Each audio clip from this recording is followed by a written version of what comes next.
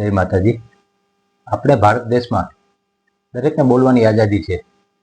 તમે માનનીય શ્રી પ્રધાનમંત્રી નરેન્દ્ર મોદી વિશે પણ બોલી શકો અને રાહુલ ગાંધી વિશે પણ બોલી શકો, મારી વિશે પણ બોલી શકો અને ગમે તેની વિશે બોલી શકો, પણ બોલવામાં થોડીક મર્યાદા કે સંયમ હોવો જોઈએ. કોઈને દુઃખ લાગે તેવું ન બોલાય. રાષ્ટ્રહિતમાં જે વાત આવતી હોય તેવી વાત બોલાય, પણ રાષ્ટ્રહિત સામાન્ય જનતાને રાષ્ટ્રહિત વિરોધી લાગે તેવી વાત ન બોલાય. આવો જ એક કિસ્સો, હું તમને રાષ્ટ્રહિતનો નથી કહેતો, રાષ્ટ્ર વિરોધનો નથી કહેતો, પણ ડોક્ટર જયનારાયણ વ્યાસ અને મયુર જાની બંને પત્રકાર છે, આપણા ગુજરાતના, ગુજરાતી પત્રકાર છે, અને તેમની એક ચર્ચાનો વિડીયો મને કાલે ધ્યાનમાં આવ્યો અને એમાંથી અમુક ઓડિયોનો અંશ રજૂ કરું છું. બાકી વ્યુઅર તમે જ નક્કી કરજો કે મયુર જાની જે બોલે છે તે યોગ્ય છે કે નહીં. બરોબર, પેલા સાંભળી ઓડિયો. આપણે તો જેમ્સ બોન્ડ બેઠા છે, આપણા તો એજન્સીસના વડા છે તો ખુદ જેમ્સ બોન્ડ છે. આપણા ગૃહમંત્રી છે એ તો ચાણક્ય છે. આપણા વડાપ્રધાન જે છે એ તો નોન બાયોલોજીકલ છે. આટલી બધી મહાન અને પેલો ધીરેન્દ્ર શાસ્ત્રી જે પદયાત્રા કરે છે એને તો હનુમાનજી કાનમાં આવીને ફૂંક મારી જાય છે. હવે આપણા વડા બધા જેમ્સ બોન્ડ છે, ગૃહમંત્રી ચાણક્ય છે, પ્રધાનમંત્રી નોન બાયોલોજીકલ છે, અને ધીરેન્દ્ર શાસ્ત્રી તેમને તો હનુમાનજી મહારાજ આવીને કાનમાં ફૂંક મારીને આવી વાત કહી ગઈ છે ભાઈ. કાનમાં આવીને કહી જતા હોય, બરોબર, તમે મોટા પત્રકાર છો, તમારી વાતની ટિપ્પણી કરવાનો મને કોઈ મતલબ નથી, પણ સામાન્ય જનતા જાણે છે કે આ તમે જે વાત કરો છો તે જનતાને ગળે કેમ ઉતરે. તમારો વિરોધ કરે કે તમને સમર્થન આપે. ચાલો, મારે તમને સમર્થન આપવું છે. કઈ વાતમાં તમને સમર્થન આપવું? કે તમે જે ધીરેન્દ્ર શાસ્ત્રીનું અને હનુમાનજી મહારાજની મજાક ઉડાડી તે વાતમાં આપવું? કે પ્રધાનમંત્રીને નોન બાયોલોજીકલ કહ્યા કે આપણે જે જેમ્સ બોન્ડ કીધા આપણા વડાઓને, કઈ વાતમાં આપવું? આગળ સાંભળો.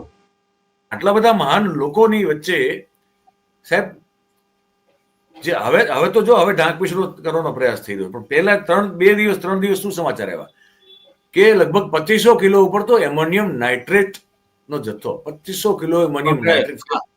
નાની માના ખેલ છે સાહેબ. કોઈ 5 કોથળા થયા, 5 કોથળા થયા, 5 કિલો. એટલે એટલું તો કઈ જથ્થાબંધ ક્યાંથી આવ્યું આટલું બધું? એને ભેગું થાય એટલે કોઈ મંત્રદ્રષ્ટા ઋષિએ. મોટા પત્રકારો ડિબેટ કરતા હોય, પણ તેઓ શું બોલે છે ને તેવું થોડુંક ભાન રાખવું જોઈએ. એમોનિયમ નાઇટ્રેટ, જો મોટા પત્રકારોને ખબર ન હોય તો આપણે કૃષિમાં પણ વપરાય છે. જે એમોનિયમ નાઇટ્રેટ કૃષિમાં પણ વપરાય છે, અને આપણે જે પથ્થરની ખાણો આવે, પથ્થર તોડવાની, તેમાં પણ વપરાય છે. તેથી ગમે તેને એમોનિયમ નાઇટ્રેટ જોતું હોય બજારમાં મળી જાય, બરોબર, પણ અમુક શરતે હોય. ખેડૂત પાસે જે એમોનિયમ નાઇટ્રેટ આવે તે કૃષિ ઉપયોગનું હોય. બાકી આપણા દેશમાં કેટલી પથ્થર તોડવાની ખાણો છે, તે કોન્ટ્રાક્ટર પાસેથી એમોનિયમ નાઇટ્રેટ ગાડીઓ મોઢે મળી શકે, બરોબર. આ ક્યાંથી આવ્યું એ તમે જે પૂછો છો ને, આ તેનો જવાબ છે કે એમોનિયમ નાઇટ્રેટ કોઈ પણ પથ્થરની ખાણ હોય અને પથ્થર તોડવાનું કામ કરતા હોય ત્યાંથી એમોનિયમ નાઇટ્રેટ મળી શકે, બરોબર. આગળ સાંભળો. આહવાન કર્યું એમોનિયમ નાઇટ્રેટનું કે પ્રગટ થાવ અહીંયા, ને 5 કોથળા આવી ગયા. ક્યાંકથી આવ્યા હશે ને, ક્યાંકથી. અને આખી એવું તો છે નહીં કે હું ને તમે દૂધી ને કોબીજ ને મરચા લેવા જઈએ, બટાકા લેવા જઈએ માર્કેટમાં મળી જાય, એવું તો છે નહીં. છતાં આ ભેગું થયું. 260 કિલોની આસપાસ કે લગભગ 300 કિલોની આસપાસ RDX પકડાણો. આ ક્યાંથી આવ્યું? હવે આ પૂછ્યું તો, હવે તમે તાજ ઉપરના હુમલામાં તો બીજે દિવસે પહોંચી ગયા હતા, તમારે તો તાજની અંદર જવું હતું, અને તમે તો રાજીનામું માંગ્યું. ઓલો શિવરાજ પાટીલ દિવસમાં એકવાર કપડાં બદલ્યા, તમે ભલા માણસ દિવસમાં 4 જોડી કપડાં બદલો છો. શિવરાજે તો આપી દીધું રાજીનામું. તમારે તો પછી કેવું છે કે અમારામાં કોઈ રાજીનામું આપતું નથી. માંગો રાજીનામું, તો તમારો અધિકાર છે. હું પણ માંગી કહ્યું કે પ્રધાનમંત્રીને કે ગૃહમંત્રીને રાજીનામું દેવું જોઈએ, બરોબર. કહેવાની તમારી રીત જુદી છે, અને આ તો થયું રાજનીતિ, બરોબર. પણ મોટા મોટા પત્રકારોના પણ તમે ટાટિયા ખેંચો છો. તેવામાં ખાસ આપણે ડીડી ન્યૂઝના, એ અત્યારે ડીડી ન્યૂઝમાં રાત્રે 9 વાગે શો આવે છે, તેમના પત્રકાર આપણે સુધીર ચૌધરી, તેમના પણ ટાટિયા તમે ખેંચો છો. કારણ કે જો આમાં તો ભાઈ કહે છે ને કે લોઢે લોઢું કાપે, એવું જ તમે કર્યું છે કે ડીડી ન્યૂઝમાં જે સુધીર ચૌધરીએ કીધું તેની પણ તમે મજાક ઉઠાવો છો. સાંભળો પેલા. ક્યાંથી એવું તમે કહું, આ સુધીર ચૌધરી નામના એમના લાડલા જે એમના જે ખાસ છે, એને એક ટ્વીટ કરી. એને ટ્વીટ કરી શું લખ્યું ખબર? બોલ્યા પણ છે, પણ લખું છું તમને કહી દઉં. હવે આ એક્ટ ઓફ ટેરર કેવો, જો કહો તો તમારે યુદ્ધ જાહેર કરવું પડે, કારણ કે તમે અગાઉ બોલી ગયા છો.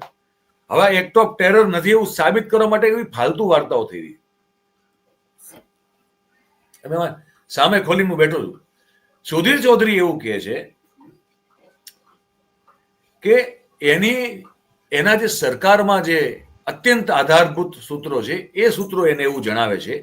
વાત નંબર 1, આ સુસાઇડ મિશન નહોતું, પણ અકસ્માતે થયેલો ધડાકો હતો.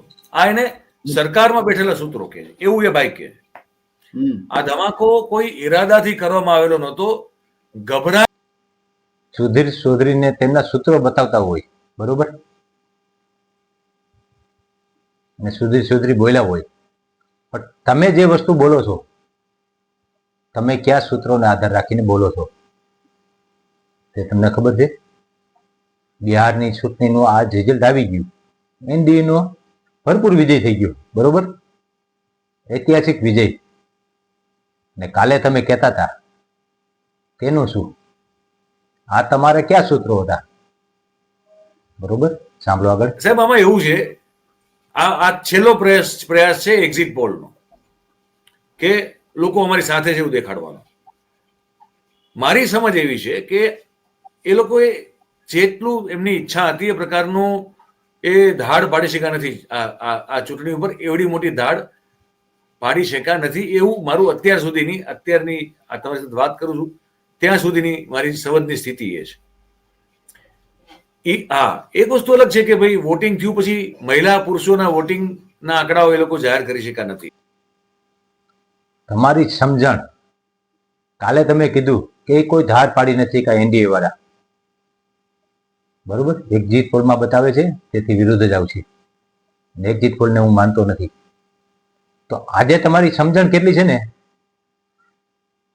એ સાબિત થઈ ગઈ કે મોટા મોટા પત્રકારો ખાલી ઓફિસમાં બેહીને અને પોતાની સમજણ શું છે ને તેમની માહિતી આપે છે. બાકી રિયલ ગ્રાઉન્ડની કોઈ મોટા મોટા પત્રકારોને ખબર જ રહેતી નથી, બરોબર.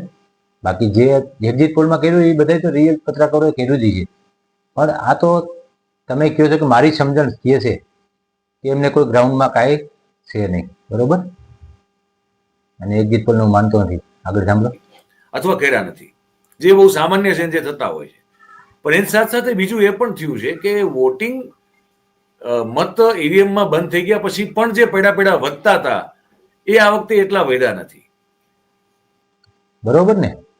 હજી કાલે તમે કહેતા હતા કે ઈવીએમમાં વોટ પડ્યા વધ્યા નથી. આજે જ જ્યારે ઇલેક્શન આ બધું રિઝલ્ટ જાહેર થઈ જાય એટલે તમે જ બધા મોટા મોટા પત્રકારો આવીને કહો કે વોટ ચોરી થઈ ગઈ, કોંગ્રેસ વાળા આવીને કહે વોટ ચોરી થઈ ગઈ, બરોબર. કાલે લગી તમે એમ કહેતા હતા પડ્યા બધા નથી. આગળ સાંભળો. બિહારના લોકો આ વાતને એન્ટિસિપેટ કરીને બેઠા છે કે જો તમે કોઈ ઘાલમેલ કરી તો આ વખતે અમે રોડ ઉપર ઉતરશું. એટલે રોડ ઉપર ઉતરવાની સ્થિતિ એમને જોઈએ છે નથી જોઈતી, એ એમનું શું આ લોકોનું થોટ પ્રોસેસ છે, આ બે મોટા ભાઈઓનું, એ આપણે સમજવું પડશે.